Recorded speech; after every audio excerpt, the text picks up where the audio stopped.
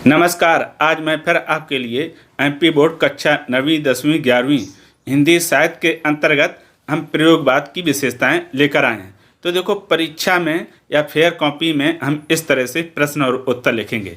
तो ये रहा आपका प्रश्न इस दिया है, प्रयोगवाद की 4 विशेषताएं तथा इस युग के प्रमुख कवियों एवं उनकी एक एक रचना का नाम लिखिए। तो ये हो गया प्रश्न। अब उत्तर कैसे लिखना होगा? आप काले पेन से उत्तर लिखेंगे। मैंने लाल पेन से लिखा, आप लाल पेन का बिल्कुल प्रयोग ना करें, ध्यान रखें। काले पेन से लिखेंगे, हेडिंग डालेंगे, प्रयोगवाद की 4 विशेषताएं इस प्रकार हैं। ठीक है, कवि और रचनाएं हम अंत में कर लेंगे। तो पहले हम इसके बारे में लिखते। तो पहला बिंदु दिया है बुद्धि की प्रधानता। तो लिखेंगे उत्तर में नीले पेन से, प्रयोगवादी कवियों ने अपनी रचनाओं में बुद्धि का अधिक महत्व दिया है, जिसके कारण उनकी कविताओं में कठिनता आ गई। देखो, कहने का मतलब ये है कि इस युग के जितने भी कवि हुए हैं, उन्होंने क्या कहा कि जब भी वो रचनाएं लिखते हैं, कविताएं, उसमें उन्होंने बुद्धि को ज़्यादा महत्व दिया है। कहने का मतलब ये है कि वो भावात्मक अंधविश्वास या अन्य चीज़ों पर विश्वास नहीं करते हैं। कहते हैं कुछ भी काम करो, उसमें अपने मस्तिष्क का इस्तेमाल ज़्यादा से ज़्यादा करो। ठीक है, इसलिए इनकी कविताएं कैसी हो गई? थोड़ी कठिन हो गई हैं। अब आता है आगे अगला बिंदु आपका है बिंदु नंबर दूसरा। तो दूसरा आपका ये इस प्रकार से रहा, दिया है क्या?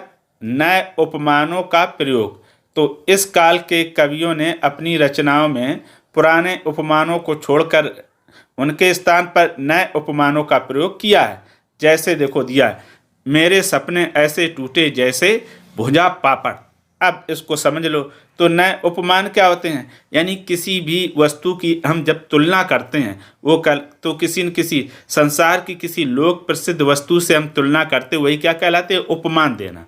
ठीक है, जैसे किसी सुंदर नायक या नायिका के चेहरे की हम उपमा कैसे देते हैं? चंद्रमा से देते हैं, कमल के फूल से देते हैं, ये कहलाते उपमान। जहाँ पहले नायक नायिका या अन्य वस्तुओं की तुलना संसार की लोक प्रसिद्ध वस्तुओं से दिया जाता था, चंद्रमा हुआ, कमल हुआ या फिर अन्य, उसी तरह से वर्तमान में क्या हो गया? वो उपमान बदल गए। जैसे इसमें दिया, मेरे सपने ऐसे टूटे जैसे कोई भुंजा पापड़। तो वर्तमान में क्या है? जैसे भुंजा पापड़, पंखे, दिए, ऐसे इनका उपयोग ज़्यादा होने लगा है। देखो, इन उपमान क्यों बदल गए? क्योंकि समय के अनुसार वस्तुएं बदल गईं।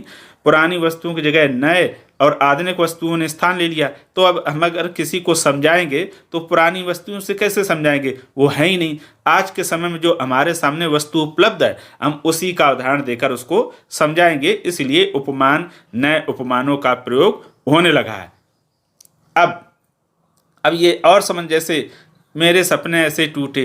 तो टूटना, पहले क्या तारे का हम उपमान देते थे, फूल के मुरझाने से उपमान देते थे, अब बदल गया है। अब आगे आता है बिंदु नंबर तीसरा। तो बिंदु नंबर तीसरा आपका ये रहा। तीसरे बिंदु में दिया है कि निराशा की भावना। इस काल के कवियों ने व्यक्तियों के निराश मन को हताश एवं कुंठा का वास्तविक चित्रण किया है।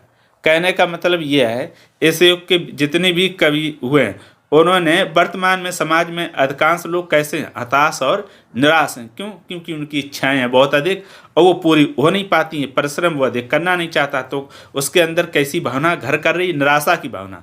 और उसी निराशा की भावना को कवियों ने अपनी रचनाओं में क्या किया है? व्यक्त किया है। अब आता है चौथा दिया छंद मुक्त रचना का प्रयोग।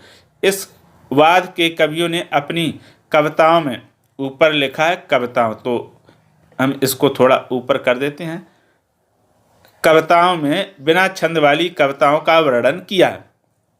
कहने का मतलब यह है, जहाँ पर आदिकाल, भक्ति काल, रीत काल में जो काव्य लिखा जाता था, वो छंद को नियमों से लिखा जाता है। तो छंद क्या होता है? छंद में नियम होते हैं, जैसे गति, यति, तुक, लय। और बिना छंद के जो कविताएं लिखी जाती, उसमें कोई नियम नहीं होता है। तो छंद के अनुसार, यानी छंद के माध्यम से कविता लिखना कठिन है और छंद मुक्त कविता लिखना आसान है। इसलिए आधुनिक काल में छायावाद से छंद मुक्त रचना का शुरू हुआ था, जो लगातार आज तक चला आ रहा है। तो ये प्रयोगवाद में भी छंद मुक्त रचनाएं खूब लिखी गई, क्योंकि छंद मुक्त रचना लिखना बहुत आसान हो जाता है, कोई भी लिख सकता है। ये तो हो गए आपके 4 प्रमुख विशेषताएं। अब हम आते हैं प्रयोगवाद के प्रमुख कवि और उनकी रचनाएं। तो लिखा है प्रयोगवाद के प्रमुख कवि एवं उनकी रचनाएं। तो हमने यहाँ पर 5 कवि मुख्य लिए हैं और उनकी एक एक रचना लिख ली है। आप इससे ज़्यादा कवि लिख भी सकते हैं और उनकी अधिक रचनाएं याद भी कर सकते हैं। तो पहली दी हुई है अज्ञे, तो अज्ञे की है हरी घास पर क्षण भर, है ना ये। दूसरा है धर्मवीर भारती, इनकी है ठंडा लोहा। तीसरा मुक्ति बोध, चांद का मुँह टेढ़ा है। चौथा नरेश मेहता, वन पाखी। फिर है गिरिजा कुमार माथुर, इनकी है धूप की धान। तो ये प्रमुख प्रयोगवाद के प्रमुख कवि हो गए और उनकी एक एक रचना हो गई।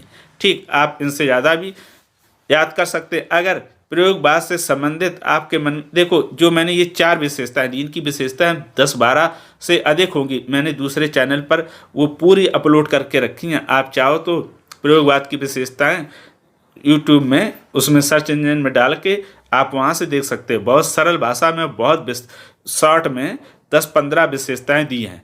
तो यहाँ पर हमने मुख्य विशेषताएं प्रस्तुत की। उसके बाद अगर प्रयोगवाद से संबंधित कोई आपके मन में प्रश्न हो, तो डाउट हो, तो हमें कमेंट करके अवश्य बताइएगा। और ये भी बताइएगा कि ये आपको प्रयोगवाद की विशेषताएं कैसी लगी। तो फिर आज के लिए इतना ही। अब हम फिर मिलेंगे किसी नए विषय के साथ। तब तक के लिए धन्यवाद।